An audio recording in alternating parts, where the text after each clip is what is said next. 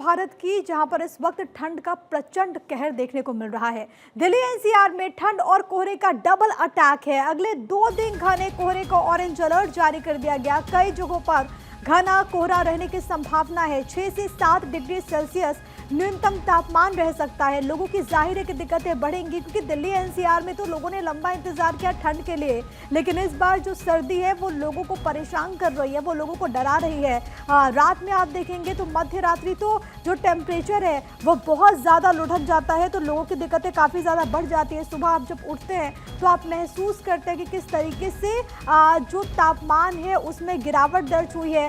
घना कोहरा भी लोगों को परेशान कर रहा है। नतीजतन जो लोग पहले मॉर्निंग वॉक के लिए निकलते थे, अब उनकी संख्या काफ़ी ज़्यादा सीमित हो गई है। हालांकि दिल्ली एनसीआर में दूसरा पहलू ये भी है कि इस वक्त जो प्रदूषण का स्तर है वो भी एक बार फिर से गंभीर बन गया है, और ऐसे में लोगों को सांस लेने में भी तकलीफ हो रही है। लेकिन देश के अलग अलग हिस्सों की तस्वीरें आपकी टीवी स्क्रीन पर, श्रीनगर, दिल्ली, मयूरभंज, यूपी, और इसके अलावा आप देखिए देश के अलग अलग हिस्सों में हालात क्या है।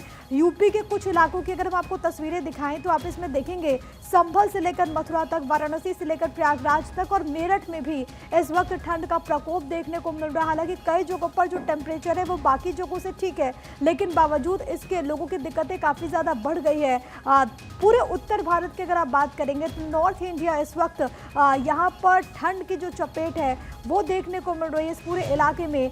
श्रीनगर की बात करें, जम्मू कश्मीर की बात करें तो कई जगहों पर जो टेम्परेचर है वो कई ज़्यादा डाउन हो गया है, माइनस में चला गया है। इनफैक्ट दिल्ली की कुछ तस्वीरें आपकी टीवी स्क्रीन पर, इंडिया गेट, नेहरू पार्क, इसके अलावा सुनहरी बाग, विजय चौक, कर्तव्य पथ, पुरानी दिल्ली, यमुना बाजार और एम्स की तस्वीरें। और दिल्ली के अलग अलग इलाकों में कमोबेश हालात ऐसे ही। आप इंडिया गेट पे देखिए, पहले मॉर्निंग वॉक करने के लिए बड़ी संख्या में लोग निकलते थे, लेकिन अब उनकी संख्या काफ़ी ज़्यादा घट गई है। विजिबिलिटी भी काफ़ी ज़्यादा लो है। इसके अलावा बाकी हिस्सों में भी हालात ऐसे ही बने हुए हैं। अलग अलग जगहों पर मौजूदा हालात क्या है ये और अच्छे तरीके से समझते हैं। अलग अलग हिस्सों से मेरे साथ मेरे सहयोगी इस वक्त कनेक्टेड है। गौरव मिश्रा आपको दिल्ली का हाल बताएंगे, डॉक्टर थानेश्वर शर्मा सिरसा में इस वक्त क्या हाल बने हुए हैं ये आप तक जानकारी पहुंचाएंगे। इसके अलावा माया नगरी मुंबई में स्थिति क्या है ये आपको बताएंगे सत्य प्रकाश। लेकिन सबसे पहले देश की राजधानी दिल्ली का रुख करते हुए, गौरव, दिल्ली वालों को तो इंतजार करना पड़ा था ठंड का, लेकिन इस बार जो ठंड पड़ रही है वो कई रिकॉर्ड्स को तोड़ रही है। मौजूदा स्थिति क्या कुछ? बिल्कुल, देखिए राजधानी दिल्ली में लगातार ये कयास लगाए जा रहे थे कि जिस तरीके के हालात थे, खास करके दिसंबर का फर्स्ट वीक देखें, उसके बाद हम सेकेंड वीक की बात करें तो जो ठंड थी वो दिल्ली में दस्तक नहीं दी थी। और ख़ास करके एक जो पोल्यूशन वाली लेयर थी, शीतलहर जिसको हम लोग बार बार कहते थे, वो देखने को ज़रूर मिलती थी। लेकिन अब जो राजधानी दिल्ली में पिछले 10 दिनों की अगर मैं बात करूँ तो गलन जो है वो बहुत ज़्यादा पड़ती जा रही है। सुबह और शाम की अगर मैं बात करूँ तो टेम्परेचर बहुत नीचे लुढ़क जा रहा है, लिहाजा लोगों को काफ़ी दिक्कतें हो रही हैं। और राजधानी दिल्ली में ठंड को देखते हुए रैन बसेरों में खास करके जो वहाँ की सुख सुविधाओं को बढ़ाने की बात करें, उनको सुसज्जित करने की बात करें, ये भी दिल्ली सरकार की तरफ से ध्यान दिया जा रहा है। इसके अलावा मौसम विभाग ने ये भी अलर्ट किया है कि जिस तरीके से तापमान लुढ़क रहा है राजधानी दिल्ली का, वो कहीं ना कहीं आने वाले दिनों में और ज़्यादा जो गलन की स्थिति है दिल्ली के अंदर वो पैदा होगी। कुछ सर्द हवाएं भी चलेंगी। इसके अलावा जो विजिबिलिटी की हम बात करें, अगर सुबह 6 बजे से लेकर के 9 बजे तक की बात करें तो विजिबिलिटी 6 से 9 के बीच में बेहद सामान्य सी नज़र आ रही है। इसके अलावा अगर हम बात करें राजधानी दिल्ली में तो जो धूप है तकरीबन 10 बजे के आसपास जब धूप निकल रही है तो लोग थोड़ी राहत की सांस ज़रूर ले रहे हैं, लेकिन धूप में भी जो हवाएँ चल रही हैं वो बहुत ठंडी हैं। इस वजह से राजधानी दिल्ली में लगातार लोग ठंड से परेशान हैं। इसके अलावा आप देखिए कि जिस तरीके से ठंड की अगर हम बात करें, क्योंकि जनवरी ये माना जाता है कि राजधानी दिल्ली में जो ठंड होती है मुश्किल से 40 दिनों की ठंड होती है, लेकिन जनवरी आने वाली है। अब जनवरी जो फर्स्ट वीक होगा, मौसम विभाग का ये कहना है कि जो दिन निकलने का समय है खास करके उसमें भी थोड़ा परिवर्तन देखने को मिलेगा। सूरज कभी निकलेगा, कभी ऐसा भी हो सकता है कि फॉगिंग की जो हो खास करके अगर हम बात करें वो ज़्यादा होना शुरू हो जाएगी। तो ऐसे में ये जो पूरे दिल्ली का ट्रैफिक है टेम्परेचर को हम देखें तो लगातार लोगों को परेशान तो जरूर कर रहा है। इसके साथ साथ पॉल्यूशन की भी स्थिति दिल्ली में है, लोग उससे भी परेशान हैं और उससे भी विजिबिलिटी लगातार कम देखने को मिल रही है। आने वाले दिनों में जिसका जिक्र आप कर रहे हैं, दूसरी तरफ पोल्यूशन भी है जो लोगों को काफ़ी ज़्यादा सता रहा है। मैं लौट रही हूँ आपके पास। एक बार हम रुख कर लेते हैं सिरसा का, जहाँ पर इस वक्त हमारे साथ हमारे सहयोगी डॉक्टर थानेश्वर शर्मा मौजूद हैं। थानेश्वर, अगर वहाँ की बात की जाए तो वहाँ पर क्या परिस्थितियाँ हैं और क्या कुछ व्यवस्थाएं आपको देखने को मिल रही हैं प्रशासन की तरफ से? देखिए, अगर मैं सिरसा की बात करूं तो सिरसा का खास तौर पे जो राजस्थान के साथ लगता है, चाहे उसमें महेंद्रगढ़ हो, रेवाड़ी हो, सिरसा हो, फतेहाबाद हो, इस एरिया में काफी धुंध छाई हुई है। मैं आपको कैमरामैन से कहूंगा, आपको दिखाएंगे कि जहां तक आपकी नजर जाएगी आपको धुंध ही धुंध नजर आएगी। इसके साथ साथ जो पंजाब के साथ एरिया लगता है, जिसमें कैथल हो गया, जींद हो गया, कुरुक्षेत्र हो गया, इस एरिया में भी काफी ज्यादा धुंध पड़ रही है पिछले कुछ दिनों से, यानी कि एक हफ्ते से धुंध पड़नी शुरू हुई है, जो कि फसलों के लिए, खासतौर गेहूं की फसल और किन्नू की फसल, किन्नू और जो नींबू वगैरह की फसल है, उसके लिए वरदान साबित हो रही है। जहां एक तरफ किसानों को खुशी हो रही है कि धुंध पड़ रही है तो अच्छी फसल होने की उम्मीद लग रही है, लेकिन वहीं दूसरी तरफ लोगों को अत्यधिक परेशानियों का सामना करना पड़ रहा है। रात को टेंपरेचर जो है 5 से 6 डिग्री के बीच में रह जाता है, जिससे रात भर जो बेघर लोग थे उनको परेशानियों का सामना करना पड़ता था। इससे प्रशासनिक अधिकारियों ने खास तौर पर रैन बसेरे बना दिए और खास मुख्यमंत्री डायब सिंह सैनी सभी पर जो उपायुक्त है उनकी ड्यूटी लगाई है कि वो जाकर औचक निरीक्षण करेंगे रैन बसेरों का, ताकि उसमें सभी सुख सुविधाएं मिल रही हैं कि नहीं। अब पिछले दिनों कैथल के उपायुक्त ने, कुरुक्षेत्र के उपायुक्त ने और रोहतक के उपायुक्त ने स्वयं जाकर रैन बसेरों का निरीक्षण किया था कि कोई परेशानी ना हो। उसमें हर तरह की सुख सुविधाएं, हीटर और फर्स्ट एड और खाने पीने का सारा अरेंजमेंट किया गया है। जहां तक सिरसा की बात है, सिरसा में इस समय विजिबिलिटी 20 मीटर से भी कम रह गई है। डॉक्टरों ने हिदायत जारी की है, जो एस्थमेटिक पेशेंट हैं या बुजुर्ग हैं, उन्हें सुबह 9 बजे से पहले, यानी कि जब तक धूप नहीं निकलती तब तक घर से बाहर ना निकले, क्योंकि राजस्थान के साथ का जो एरिया लगता है, जिसमें फतेहाबाद, सिरसा, महेंद्रगढ़, रेवाड़ी ये एरिया आता है, इसमें ठंड बहुत ज्यादा पड़ती है। हिसार और सिरसा जिला ऐसा है जो हरियाणा में सबसे ज्यादा ठंडे जिले कहे जाते हैं, और इस एरिया के अंदर ठंड से काफी नुकसान भी होता है, जो जानी नुकसान होता है, क्योंकि ठंड इतनी ज्यादा बढ़ जाती है, कई बार माइनस में भी टेंपरेचर आ जाता है। इस समय जो टेंपरेचर है, दिन का टेंपरेचर 12 से 13 डिग्री चल रहा है और रात का 5 से 6 डिग्री आ जाता है। इसलिए डॉक्टरों ने हिदायत जारी की कि छोटे बच्चों के लिए,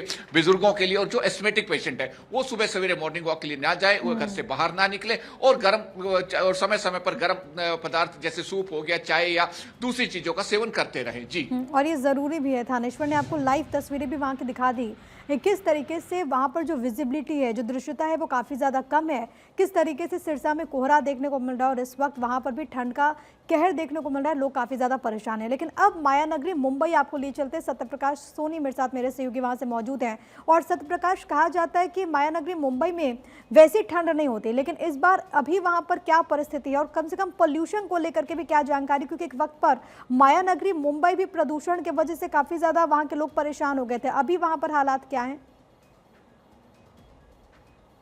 बिल्कुल प्रिया जी, देखिए मुंबई में अक्टूबर 15 नवंबर से लेकर 15 दिसंबर तक ठंड पड़ती है। हालांकि गुलाबी ठंड होती है, बहुत ज्यादा ठंड नहीं होती है, लेकिन जो शहरी इलाका है उससे बाहर अगर निकलेंगे तो लोग अलाव जलाते हैं शाम के वक्त। लेकिन मुंबई में इस वक्त का पिछले 4 दिनों से जिस तरह का टेम्परेचर है उससे लोग निजात पाना चाहते हैं, क्योंकि दिन में जो है करीब 30 डिग्री सेल्सियस टेम्परेचर रहता है, जबकि रात में 10 से 12 डिग्री सेल्सियस हो जाता है। तो ऐसे में लोगों को थोड़ा सा असहज महसूस होता है, क्योंकि दिन में गर्मी रहती है तो रात में बिल्कुल ठंडी बढ़ जाती है और सुबह के वक्त धुंध भी रहती है। क्योंकि आज भी हमने देखा कि मुंबई का वेस्टर्न एक्सप्रेस हाईवे पूरी तरह से जाम दिखा। क्योंकि विजिबिलिटी थोड़ी कम हो गई थी। हालांकि लोगों के इस बात का भी अनुमान है कि इस तरह के मौसम जो है लगभग 1 हफ्ते के लिए रहते हैं, लेकिन लोग जरूर निजात पाना चाहते हैं, क्योंकि मुंबई में लोग सुबह ही अपने काम के लिए निकलते हैं। सुबह 5 बजे लोग निकल जाते हैं। ऐसे में विजिबिलिटी कम रहती है तो ट्रैफिक की समस्या होती है। जो मुंबई की लोकल ट्रेन होती है वहां भी जो लोगों को दिक्कतों का सामना करना पड़ता है, ट्रेनें जो है थोड़ी लेट चलने लगती है, तो इस तरह की दिक्कत होती है। लेकिन ये बिल्कुल कहा जा सकता है कि मुंबई करों को यह पता है कि 15 नवंबर से लेकर 15 दिसंबर तक मुंबई में थोड़ी अच्छी ठंड होती है, उसके बाद थोड़ी कम होने लगती है। तो ऐसे में लोग ठंड का एंजॉय करते हैं। लेकिन शहरी भाग के अलावा जो ग्रामीण क्षेत्र है वहां पर ठंड थोड़ी ज्यादा रहती है। लोग थोड़े दिन तक जो है अलाव का इस्तेमाल करते हैं। लोग जो है आग जलाकर अपने आप को गर्म करने की कोशिश जरूर करते हैं। लेकिन ये कहा जा सकता है कि मुंबई में बहुत ज्यादा ठंड का प्रभाव लोग नहीं सहते हैं और लोगों को आदत ही पड़ गई। क्योंकि मुंबई में देखा होगा आपने, लोग ज्यादा स्वेटर नहीं पहनते हैं, मफलर का इस्तेमाल लोग नहीं करते हैं, क्योंकि मुंबई कभी रुकती नहीं, कभी थमती नहीं है। लोग अपने अपने कामों में व्यस्त रहते हैं, इसलिए ज्यादा ठंड का एहसास भी नहीं होता, क्योंकि लोगों को अपने काम पर निकलना होता है, लोगों को अपने काम करने होते हैं, इसलिए ज्यादा वक्त नहीं मिलता। इसलिए मुंबई की ठंड जो है कहीं न कहीं एक आरामदायक भी है। और दूसरी तरफ जब ठंड बढ़ती है तो लोग इसका बखूबी जो है अलग अलग तरीकों से इसका सेवन भी कर लेते हैं। बिल्कुल, तो सत्य प्रकाश आपको बता रहे हैं कि वहाँ पर मुंबई में क्योंकि गुलाबी ठंड होती है तो लोग ठंड का लुत्फ़ भी उठाते हैं, और वहाँ पर क्योंकि इस महीने थोड़ी बहुत ठंड होती है तो लोगों को मालूम है कि फिर बाद में वैसी ठंड नहीं होने वाली। लेकिन दिल्ली में क्योंकि यहाँ पर सबसे ज़्यादा ठंड इस वक्त देखने को मिल रही है, पहाड़ों पर बर्फबारी होती है तो इसका असर दिल्ली में देखने को मिलता है। वहाँ से गौरव हमारे साथ हमारे सहयोगी लगातार कनेक्टेड है। और गौरव, इससे पहले जब हम इस बात का जिक्र कर रहे थे कि दिल्ली में ठंड तो है लेकिन इसके साथ साथ प्रदूषण भी है। अब जाहिर है कि अगर टेम्परेचर इसी तरीके से डाउन जाएगा तो प्रदूषण का स्तर और भी ज़्यादा खराब होगा।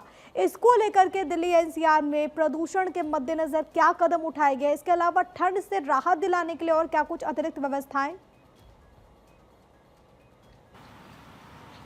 देखिए, राजधानी दिल्ली लगातार अगर हम बात करें तो बाकी के जो राज्य हैं वहाँ जिस तरीके का मौसम परिवर्तन होता है, राजधानी दिल्ली उन राज्यों पर ही ज़्यादा निर्भर करती कि जैसा मौसम उस राज्य का होगा आसपास के, उस तरीके का मौसम राजधानी दिल्ली में देखने को मिलेगा। तो जिस तरीके से लगातार बर्फबारी हो रही है कुछ हिस्सों में, उसका सीधा असर अब दिल्ली में देखने को मिल रहा है कि गलन जो है वो ज़्यादा यहाँ पर बढ़ती जा रही है। लिहाजा अगर हम बात करें राजधानी दिल्ली में प्रदूषण स्तर की, तो देखिए अगर हम राजधानी दिल्ली की बात करें, लुटियंस की अगर मैं बात करूँ तो यहाँ पर हवा की जो गुणवत्ता है वो बेहद खराब श्रेणी में पहुंच चुकी है। यहाँ का जो एक्यूआई है वो तकरीबन 480-485 के आसपास रह रहा है, तो ये बहुत ज़्यादा चिंताजनक है।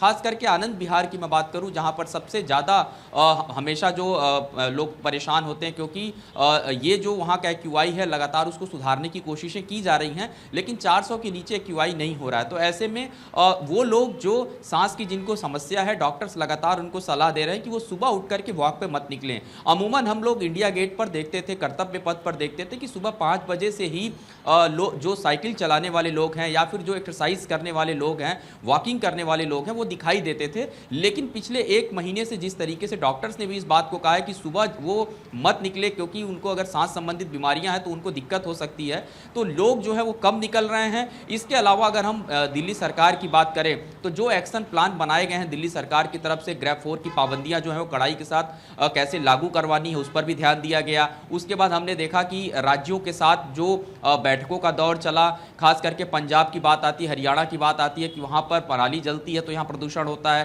कई बैठकें उस पर हो चुकी हैं। तो ये देखने वाली बात है कि जिस तरीके की व्यवस्थाएं राजधानी दिल्ली में प्रदूषण से बचने की जा रही है, क्योंकि अभी आने वाले जो दिन होंगे दिल्ली के लिए और बेकार होंगे। जनवरी आने वाली है और जनवरी में जिस तरीके से शीतलहर है वो बढ़ेगी, और शीतलहर के साथ जो पॉल्यूशन का लेयर हवा में देखने को मिल रहा है, वो विजिबिलिटी लगातार दिल्ली में कम होती जा रही है, वो लोगों को और परेशान करेगा। मौसम विभाग का ये कहना है कि अगर धूप नहीं निकलती है दिल्ली में जनवरी फर्स्ट वीक की अगर मैं बात करूं, तो लोग जो हैं और ज़्यादा परेशान होंगे। जिनको सांस संबंधी दिक्कतें हैं, ऐसे जो पेशेंट हैं वो और परेशान होंगे। डॉक्टर्स इस बात को कह रहे हैं कि सबसे ज़्यादा जो केसेस उनके पास आ रहे हैं वो लोगों के आंख में जो समस्या हो रही है उससे रिलेटेड आ रहे हैं, सांस लेने में जो दिक्कतें उनको हो रही हैं इससे रिलेटेड समस्याएं डॉक्टर्स के पास भी जो लगातार पहुंच रही है। लिहाजा हम लोग लगातार देख रहे हैं कि कुछ हिस्सों में लोग मास्क लगा करके अपने घरों के बाहर निकल रहे हैं। लेकिन सरकार की अगर बात करें तो दिल्ली सरकार ने एक पत्र भी लिखा है केंद्र सरकार को, जिसमें ये कहा गया है कि आने वाले दिनों में कृत्रिम वर्षा के तरफ भी कदम बढ़ाया जाए, और इवन फॉर्मूले पर भी बातचीत लगातार चल रही है। लगातार जिस तरीके की स्थितियां दिल्ली के अंदर बदल रही हैं उसको देखते हुए सरकार कई तरीके के कदम उठाने की तैयारी में है, क्योंकि अब देखिए मौसम पूरी तरीके से ठंड का है और लगातार ये ठंड बढ़ेगी। तो ऐसे में अब धीरे धीरे जो समस्या है वो भी देखने को मिलेगी। और दिल्ली के साथ एक और बड़ी समस्या है, बाकी के राज्यों के लोग न्यू ईयर मनाने के लिए बहुत ज़्यादा संख्या में दिल्ली पहुंचते हैं, राजधानी आते हैं। तो ऐसे में जब फुटफॉल बढ़ेगा, खास करके वो हिस्से जो सबसे ज़्यादा भीड़भाड़ वाले होते हैं, कनॉट प्लेस की बात करूं मैं, इंडिया गेट के आसपास सर्कल की बात करूं, तो ये भी देखते हुए प्रशासन अपने उस स्थिति में है कि जहां इस तरीके की समस्याएं हो, भीड़भाड़ ज़्यादा हो, वहां पर ज़्यादा पानी का जो छिड़काव है वो लगातार जो गाड़ियां वहां पर आती हैं वो लगातार छिड़काव करने की कोशिशें की जा रही हैं। आनंद विहार रेलवे स्टेशन हो, नई दिल्ली रेलवे स्टेशन हो, जहां फुटफॉल ज्यादा है वहां पर कोशिश की जा रही है कि एक्वाई लेवल को किस तरीके से बरकरार रखा वो खराब तो बने हुए, और यही कारण है कि ग्रैब 4 इम्प्लीमेंटेड है दिल्ली एनसीआर में। लेकिन इस सब के अलावा ज़रूरी ये भी है कि और भी ज़्यादा सख्त कदम उठाए जाए, और इसी को लेकर के कवायद ये चल रही है, जैसा कि आप इस बात का जिक्र कर रहे हैं कि आर्टिफिशियल रेन, और इसके अलावा जो सबसे इंपॉर्टेंट है ऑड इवन फॉर्मूले को लेकर के विचार हो रहा है। मैं लौट रही हूँ गौरव आपके पास, थानेश्वर का एक बार फिर से रुख करते हुए। थानेश्वर, एक बात तो बहुत महत्वपूर्ण है, क्योंकि मौसम के इस बदलाव का अगर सबसे ज़्यादा इम्पैक्ट, सबसे ज़्यादा असर किसी पर पड़ता है तो वो हमारे अन्नदाता हैं। आप कह रहे हैं कि इस मौसम से भले ही आम जनता परेशान हो, लेकिन किसानों के लिए मौसम अनुकूल है कई फसलों के लिए। देखिए बिल्कुल ठीक बात है कि क्योंकि गेहूं की मैं आपको दिखाना चाहूंगा, गेहूं की फसल जो एक लगी हुई है, गेहूं की फसल में इस समय की जो धुंध होती है, ये गेहूं की फसल की ग्रोथ बहुत तेजी से करती है। इसलिए अन्नदाता गेहूं की फसल जिसमें बिजाई कर रखी है उनको बहुत फायदा है। उसके साथ सरसों की बिजाई हो चुकी है, सरसों की जिस पर फूल आने वाला है, अभी फूल नहीं है, उनके लिए ग्रोथ, चूंकि धुंध से जो है ग्रोथ बढ़ जाती है और इसके अंदर झाड़ जिसे कहा जाता है, यानी कि जो पैदावार होती है उसमें काफी ज्यादा प्रभाव पड़ता है। और सबसे बड़ी बात है कि जो फतेहाबाद सिरसा एरिया है, ये खट्टे पदार्थ जैसे किन्नू हो गया, संतरा हो गया, माल्टा, नींबू, इसके लिए इंपॉर्टेंट है। तो इस एरिया में अगर धुंध पड़ती है, तो धुंध और सर्दी पड़ती है, तो उससे उनके अंदर जो रसीलापन है वो ज्यादा आता है। तो अन्नदाता को कहीं ना कहीं बहुत ज्यादा खुशी होती है कि अगर धुंध पड़ रही है तो पैदावार उसकी अच्छी होगी। इसके साथ साथ जो आम पब्लिक है उसे ठंड से काफी परेशानियों का सामना करना पड़ रहा है। जैसा मैंने पहले आपको बताया कि रात का तापमान 5 से 6 डिग्री सेल्सियस बढ़ रहा है। और इसके साथ साथ अगर मैं कहूं कि हरियाणा के साथ साथ अगर चंडीगढ़, चूंकि हरियाणा की राजधानी चंडीगढ़ है, तो चंडीगढ़ में भी लोग बहुत ज्यादा परेशानियों का सामना करना पड़ रहा है, क्योंकि चंडीगढ़ का अपना कोई मौसम नहीं होता। पहाड़ों में जैसे ही बर्फ पड़ती है चंडीगढ़ में ठंड बढ़ जाती है, पहाड़ों में गर्मी पड़ती है तो चंडीगढ़ में गर्मी बढ़ जाती है। क्योंकि पिछले दिनों पहाड़ों में बर्फ पड़ी है, बर्फ पड़ने की वजह से चंडीगढ़ का जो इस समय का तापमान चल रहा है वो रात का तापमान 3 से 4 डिग्री चल रहा है और सुबह का पूरे दिन का तापमान 10 से 11 डिग्री के बीच में रहता है। इसलिए चंडीगढ़ हो गया, चंडीगढ़ के साथ लगते जो हरियाणा का क्षेत्र हो गया, उधर से राजस्थान के साथ लगता, पंजाब के साथ लगता जो क्षेत्र है, अत्यधिक सर्दी पड़ रही है। खासतौर से बुजुर्गों को, एस्मेटिक पेशेंट को, CA-125 पेशेंट यानी कैंसर पेशेंट को, ट्यूबरक्लोसिस पेशेंट जिन्हें लंग्स ट्यूबरक्लोसिस है, उनको डॉक्टरों ने खास तौर पर हिदायत दी कि आप सुबह मॉर्निंग वॉक के लिए मत निकले, क्योंकि जिस तरीके से धुंध पड़ रही है, धुंध के साथ साथ पॉल्यूशन भी है। पोल्यूशन की वजह से कहीं आपको अत्यधिक परेशानियों का सामना ना करना पड़े। जब तक धूप नहीं निकलती आप बाहर मत निकलें, क्योंकि अभी धुंध पड़नी शुरू हुई है, ठंड बढ़ी है। हो सकता है कि जैसे ही कुछ दिनों में ठंड बढ़ेगी, 25 तारीख के आसपास मौसम विभाग ने कहा है कि ठंड अत्यधिक बढ़ जाएगी। येलो अलर्ट अभी से धुंध का और सर्दी का जारी कर दिया मौसम विभाग ने। हो सकता है कि 25 तारीख के आसपास प्रशासनिक अधिकारी अधिक ठंड पड़ने की वजह से 5वीं क्लास तक के बच्चों की छुट्टियां भी घोषित कर दे, जैसा अक्सर होता है। क्योंकि ठंड पड़ती है जब हरियाणा में, तो बहुत कड़ाके की ठंड पड़ती है, इतनी ठिठुराने वाली ठंड हो जाती है कि इंसान को घर से बाहर निकलना बहुत मुश्किल हो जाता है। तो इन सबको देखते हुए प्रशासनिक अधिकारियों ने पूरी नजर रखी हुई है।